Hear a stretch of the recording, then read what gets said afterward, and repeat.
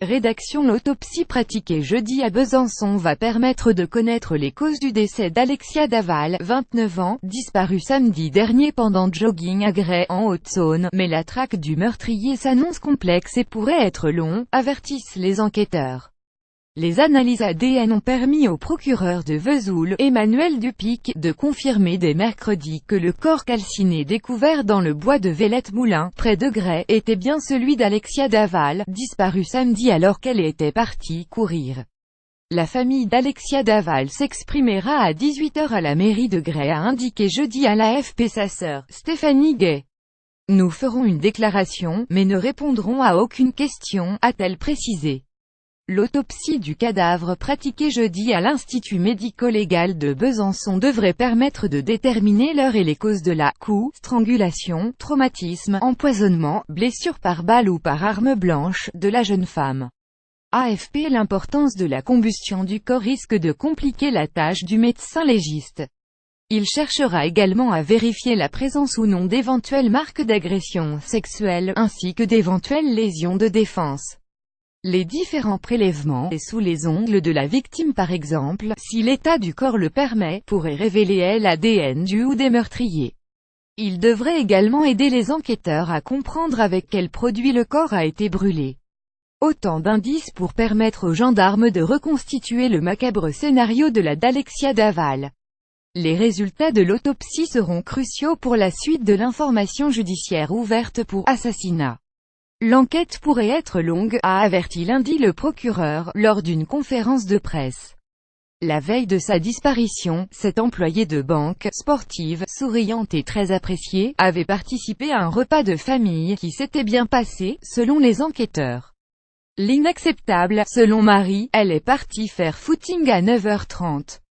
Elle a d'ailleurs envoyé un texto à sa sœur pour indiquer qu'elle passerait peut-être la voir après sa course. Inquiet de ne pas voir la jeune femme rentrer, époux a prévenu la gendarmerie vers midi.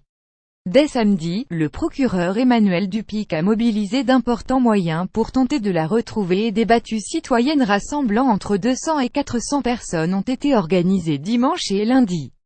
Lundi vers 15 h, des élèves gendarmes ont finalement découvert le corps, calciné, dissimulé sous des branchages dans un petit fossé du bois de Villette-Moulin. Le corps a été volontairement brûlé sur place par l'auteur des faits. Les investigations permettront de dire dans quelles circonstances, avait précisé M. Dupic. AFP. Le cadavre a été découvert à plusieurs kilomètres de l'itinéraire habituel, a pour sa part noté le commandant du groupement de gendarmerie de Hauts-de-Saône, Jean-Michel Blodet.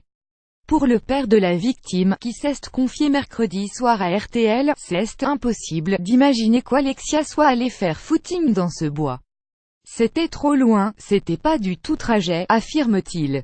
C'est l'inacceptable qui est arrivé, a dit l'homme effondré, devant les fleurs, les bougies et les petits mots de soutien laissés par les habitants du secteur au pied du bar PMU qu'il tient à Gray.